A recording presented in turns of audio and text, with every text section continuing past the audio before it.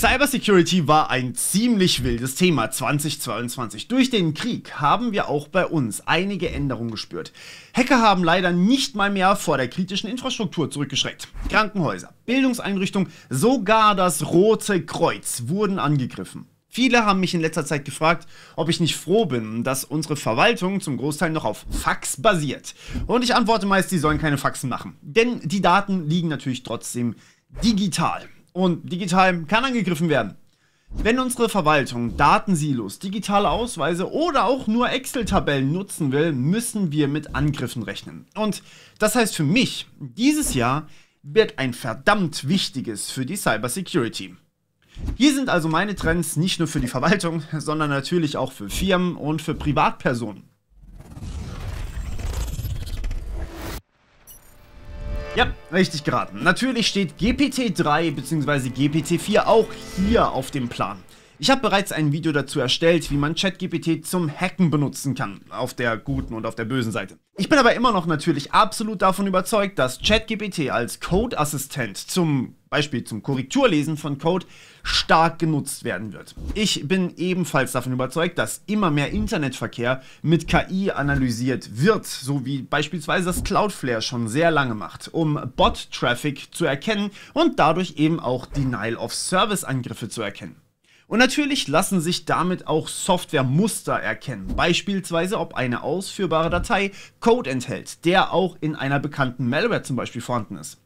Das lässt sich selbstverständlich auch für Phishing durchführen und eine Phishing-Mail zu erkennen, ist technisch gesehen nicht mal schwer. Traurig, dass sich trotzdem so viele Phishing-Mails dann durchschleichen und damit 80% oder sogar noch mehr aller Angriffe ausmachen, beziehungsweise den ersten Schritt dahinter.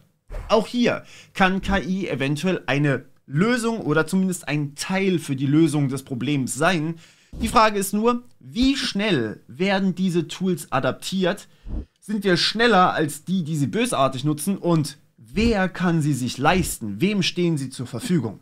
Ich hoffe, es geht auf jeden Fall schnell, denn die Tools sind meiner Meinung nach in der Verteidigung insgesamt noch deutlich mächtiger als für einen Angreifer. Aber natürlich wird KI auch im Angriff eine entscheidende Rolle spielen und so werden mehr Menschen insgesamt in der Lage sein, leichte oder sogar komplexe Angriffe starten zu können mit KI.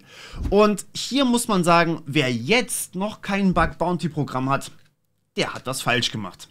Darauf müssen wir uns eben vorbereiten. Ja, die jüngsten Entwicklungen rütteln nicht nur leicht an unser aller Leben und an unserer aller Tätigkeit, sondern sie sind ein Erdbeben. Das kann man anders gar nicht mehr sagen.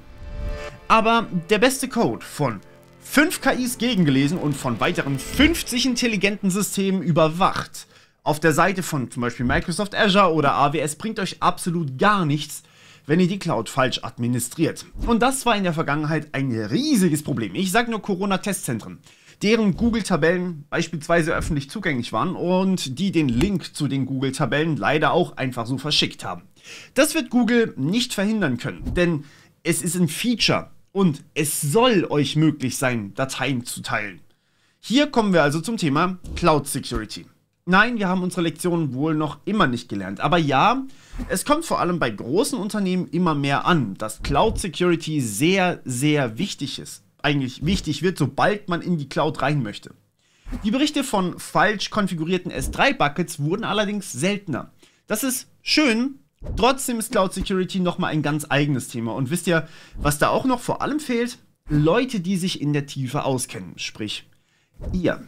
Denn ich bin mir ziemlich sicher, dass wenn man da mal richtig schön schaut, bei fast allen irgendwo ein Problem sein wird. Denn Cloud ist ein unglaublich komplexes Thema, das überall in der Praxis gefühlt angewandt wird, aber auf keinem Universitätsstundenplan draufsteht, weil es so hoch individuell ist. Ich werde mich auf jeden Fall dieses Jahr ein wenig mehr auf Cloud stürzen müssen, zumindest für mich, und ihr kriegt dann irgendwann Tutorials dazu. Wisst ihr, wo euch auch perfekt sicherer Code und zig intelligente Systeme überhaupt nichts bringen? Wenn eure intelligente Beleuchtung, die da, die gar nicht so smart ist übrigens, die unbedingt ins Wi-Fi muss, auch die da, nein, halt, warte, das war Bluetooth, egal, keine Updates mehr bekommt. Seit kurzem ist es für Hersteller verpflichtend, Gegenstände länger mit Updates zu versorgen. Im Rahmen der üblichen Nutzungsdauer oder so. Leider definiert niemand, ob das die übliche Nutzungsdauer von Leuten mit Katzen ist, die gerne auf Kabeln rumkauen, oder die von den LED-Leuchten, die irgendwie so 20 Jahre halten. Aber Geräte ohne Updates sind und bleiben demnach weiterhin ein häufiges Problem. Geräte, die häufig möglichst billig produziert werden müssen, damit sie möglichst billig verkauft werden können. Ihr erwartet doch nicht wirklich im Ernst, dass bei 10 Euro IoT-Geräten ein Support dahinter ist, der euch die Bugfixes bringt. Das Problem ist jedoch, dass trotzdem in vielen Haushalten mittlerweile genau diese Geräte eben im Einsatz sind. Und naja, das wird sich auch nicht mehr ändern, das wird mehr werden. Dass wir das aber nicht ändern können, beziehungsweise gar nicht wollen, vielleicht dürfte klar sein, denn wir haben keinen Einfluss auf den Markt in dem Sinn. Was wir aber definitiv auf dem Schirm haben sollten, sind die Möglichkeiten, die ein Angreifer von meiner smarten Glühbirne aus hat. Was kann er eigentlich damit tun? Denial-of-Service-Angriffe wären eine Möglichkeit, denn er kann ja meine Internetleitung nutzen. Also sollten wir wohl die Daten von allen Geräten irgendwie ein bisschen im Auge behalten, wo wir wieder bei Netzwerküberwachung wären. Andere Möglichkeiten wären, andere Geräte zu übernehmen und möglicherweise die Funktionen anzuzapfen. Licht an, Licht aus ist wohl nicht ganz so tragisch und sehr auffällig für den Hacker. Andere Geräte sollten aktueller sein. Zum Beispiel, was ist mit einer smarten Steckdose oder einer smarten Türklinke? Hier wird ganz plötzlich ein Risikomanagement für den privaten Haushalt nötig. Und ich glaube, das wissen die wenigsten, wie man da überhaupt vorgeht. Ich hatte vorhin den Krieg angesprochen, der als einer der vielen Auslöser für eine Eskalation im Sicherheitsbereich steht. Leider bahnt sich ebenfalls eine Art Wirtschaftskrieg zwischen USA und China an, die beide ihre wirtschaftliche Stellung ausarbeiten wollen. Und hier haben wir einen ganz besonderen Akteur. Hier haben APT-Gruppen, Advanced Persistent Threats, also fortschrittliche, dauerhafte Gefahrengruppen, mein Gott, hört sich das furchtbar auf Deutsch an, eine besondere Aufmerksamkeit verdient. Der Punkt mit den APTs ist, dass wenn man von denen eine Malware auf dem System oder im Netz hat, dann merkt man es für gewöhnlich gar nicht.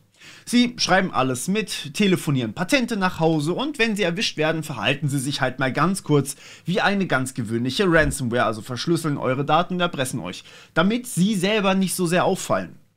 Damit sind sie natürlich eine immense Bedrohung für führende Unternehmen einer Branche, aber auch für Staaten, Journalisten, Juristen und mehr. Denn APTs haben sehr viele finanzielle Mittel zur Verfügung und müssen nicht unbedingt Geld verdienen, weil sie oftmals staatlich sind oder zumindest als staatlich gelten.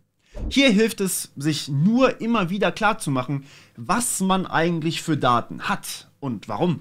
Meine Plattform, die Bootstrap Academy, die ihr beispielsweise zum Lernen für Informatik nutzen könnt, sammelt exakt gar keine Nutzungsdaten, die irgendwie nicht offensichtlich wären. Also sowas wie, habt ihr ein Video gesehen oder nicht, das tracken wir. Warum? Weil ich hoffe, dass, wenn ihr Features nutzt oder nicht, dass ihr mir das sagt. Dadurch haben wir aber beispielsweise kaum Nutzerdaten, die irgendwie interessant sind. Das geht natürlich nicht für jedes Unternehmen und leider sind viele Daten rechtlich eine Vorschrift, sie zu sammeln. Aber genau hier könnte ein Ansatz für bzw. gegen diese Bedrohung von APTs liegen.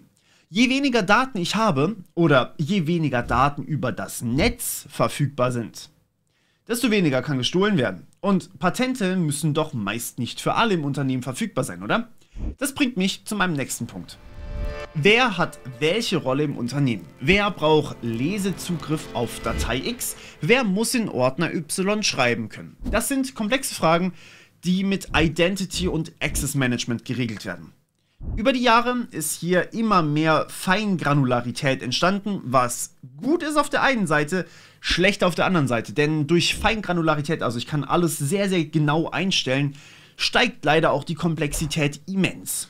Leider gibt es noch immer keine gute staatliche Lösung und so muss der Mist eben privatwirtschaftlich angegangen werden. LDAP und Active Directory, um nur ein paar Worte in den Raum zu werfen, sind hier wahnsinnig wichtig. Aber auch die Verwaltung der Identität von zu Hause, also wegen Homeoffice und so weiter, nehmen immer wichtigere Rollen ein. Wie kann ich etwa im Homeoffice feststellen, dass eine Person wirklich die Person ist und dass sie nicht gerade auf ihrem System eine Malware hat? Diese Bereiche werden A noch erforscht und B enorm komplex, je größer das Unternehmen ist. Je weniger Leute aber Zugriff auf sensible Bereiche haben, desto besser ist das Ganze. Deswegen ist es wahnsinnig wichtig, sich um Identity und Access Management möglichst früh zu kümmern, wenn das Unternehmen noch gar nicht so groß ist. Doch was, wenn es doch mal brennt? Was, wenn ein Hacker wirklich einzelne Systeme bekommen hat? Leider lässt es sich mittlerweile einfach oft gar nicht mehr verhindern. Wer einer Firma da einen Vorwurf macht, hat die Komplexität von dem ganzen Ding nicht verstanden. Wenn ich allerdings höre, dass bei einer riesigen Firma Zugriff auf alles gewonnen wurde, da werde ich skeptisch. Denn im besten Fall sollte alles so getrennt wie möglich sein. Kein Zugriff auf Kundendaten, dafür Zugriff auf Source Code für die eine Person oder eben genau andersrum für die andere Person. Aber beides muss einfach wahnsinnig selten sein. Und diese Fehler muss man dann halt möglichst schnell auch wieder reparieren können. Sprich, Hacker aus dem System rauswerfen und wieder weitermachen. Denn je länger ein Ausfall dauert, desto teurer wird das Ganze. Das nennt sich Resilienz. Einfachstes Beispiel, wenn ich durch einen Hacker oder einfach Vodafones Internetleitung eine Woche ein Video nicht machen kann, ist das ein Verlust. Wenn es ein Monat wird, ist das fast nicht mehr tragbar. Wenn eine Sache klar ist, dann, dass dieses Jahr wichtig wird. Schaffen wir es, Unternehmen, das Land und Privatpersonen abzusichern. Das wird sich zeigen. Wenn nicht, droht unter anderem unsere Versorgung in kritischen Bereichen abzubrechen. Und das wollen wir natürlich verhindern. Und um euch, die eben genau sowas drauf haben, zu einem Job zu bringen, der genau an dieser Stelle hilft, habe ich heute wieder Get in IT für euch dabei. Dort könnt ihr euch kostenlos ein Profil erstellen und anschließend eure Fähigkeiten und euer Profil ausfüllen.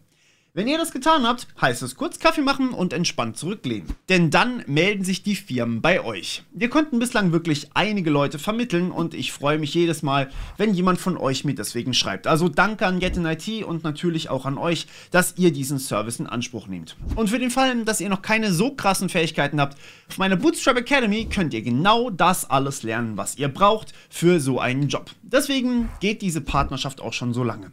Ich wünsche euch ganz viel Spaß beim Lernen und natürlich bei einem spannenden Jahr, das auf uns zukommt. Bis zum nächsten Mal.